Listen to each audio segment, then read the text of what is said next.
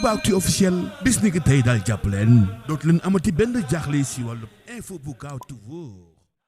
booy bi tamit bañ ko jàppee booy bu ndaw la woon mais léegi dafa màgg kaso sax 2023 lañ ko jàppee woon.